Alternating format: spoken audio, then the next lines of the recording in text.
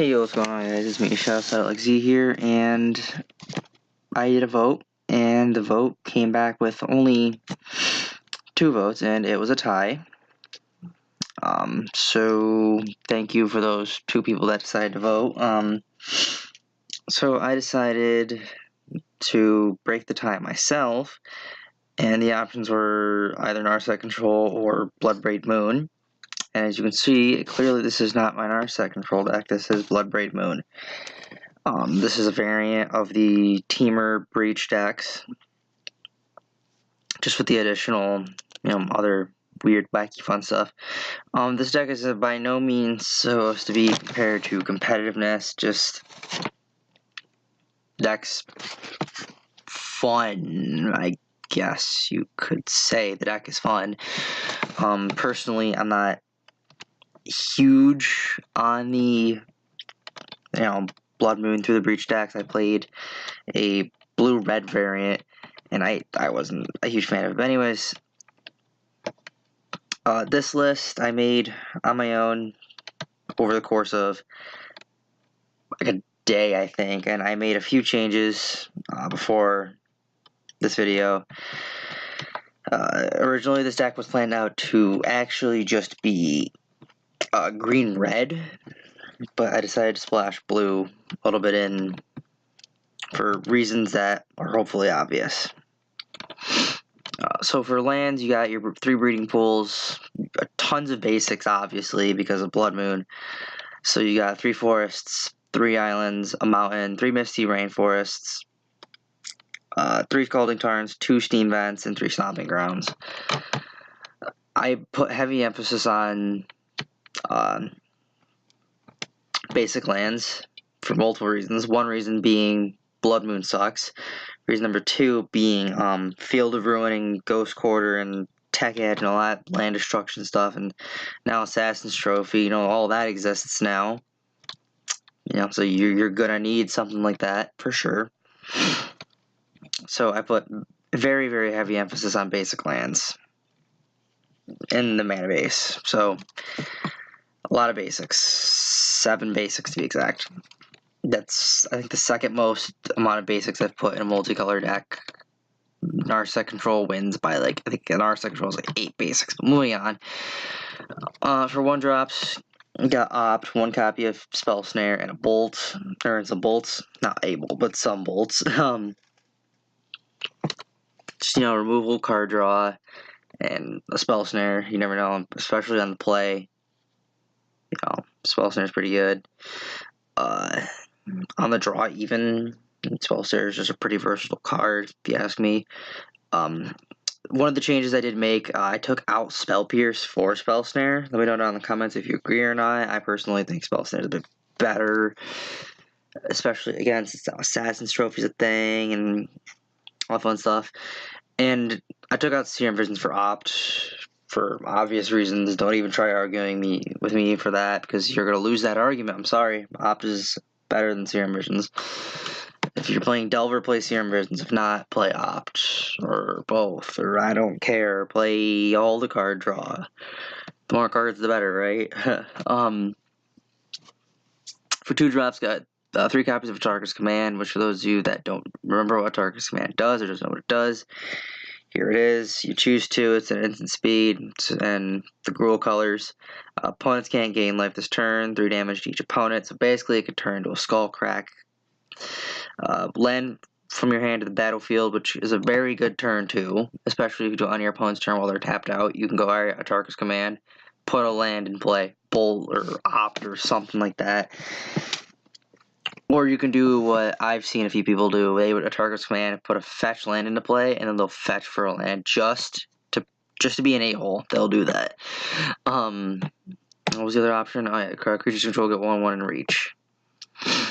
3 copies of Remand. I took out Remand, or put in Remand, took out Mana Leak. A big reason why I took out Mana Leak, I think Remand's better for the Through the Breach, Blood Moon kind of decks, because you can draw into your stuff that you need quicker.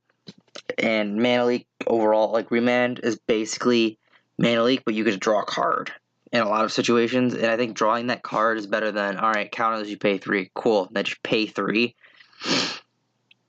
Because if you cast Remand, the only downside is they can cast it again, but you just drew a card.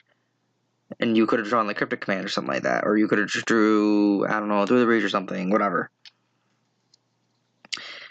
You cast Mana Leak, they pay the 3, that's it. Like, that's really it. You basically just done screwed yourself.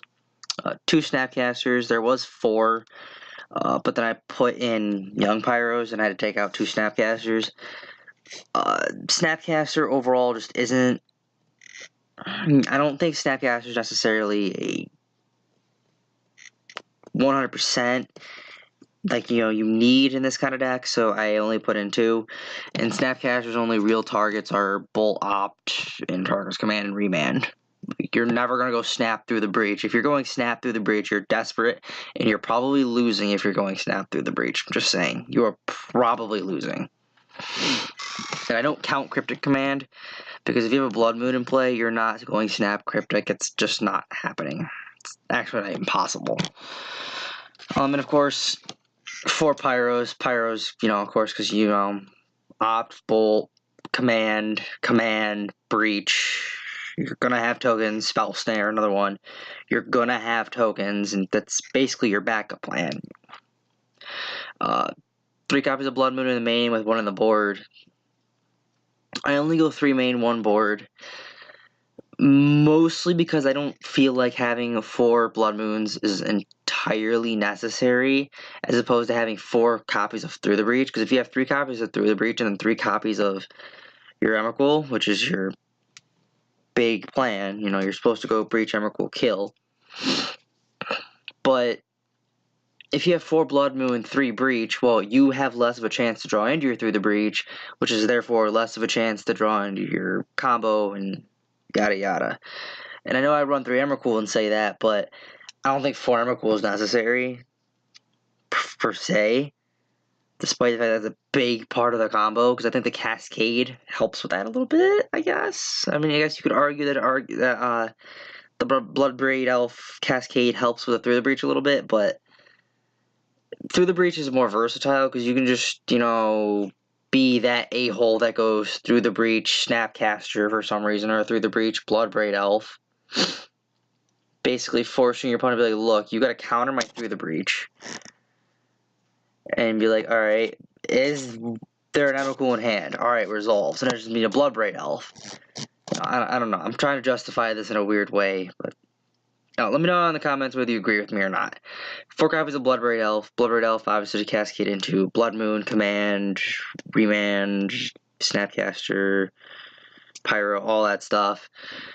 2 copies of Cryptic Command, basically combo protection as well as protection for yourself, really, because,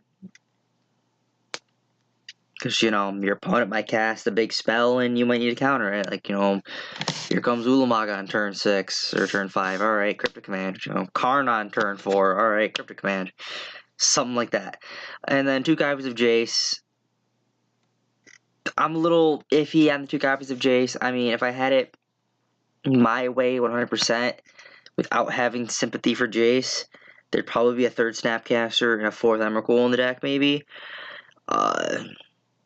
I don't know, let me know what you think you would put in instead of the Jaces, or do you think Jace is a good idea? Who knows? The sideboard, you already seen the 5 and 15 drops. Sideboard, you got 3 Ancient Grudge, Affinity, Hardened Scales, Affinity. I had to think about that for a minute. You know, those are a thing, sadly.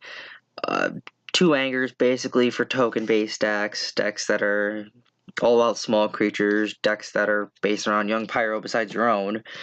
Jund, basically just mid-range decks get eaten by Anger. The 4th Blood Moon, if you're expecting your opponent and running a ton of enchantment hate, or if you're expecting your opponent to not have a lot of ways to beat Blood Moon, then a 4th copy might be good. A Counterflux basically does the same thing that Mindbreak Trap does. It's just extra storm protection and also an uncounterable counterspell, as opposed to Mindbreak Trap, which is just an anti-storm card. Dispel, an anti-control spell, basically. You know, your opponent goes Cryptic Command. Alright, cool to spell. And you just give them the finger, and it's great. And life goes on until your opponent stabs you for countering their Cryptic Command. One copy of E. Basically, just, again, another board wipe. One needle, because you never know, you might need that needle for something. You might have to needle name something big, and then, like, maybe they're playing a combo deck like you. Alright, needle name this. Whoops. One copy of Pulse, which, in case you don't know what Pulse does, you return a creature or land from a graveyard to your owner's hand, you gain 6.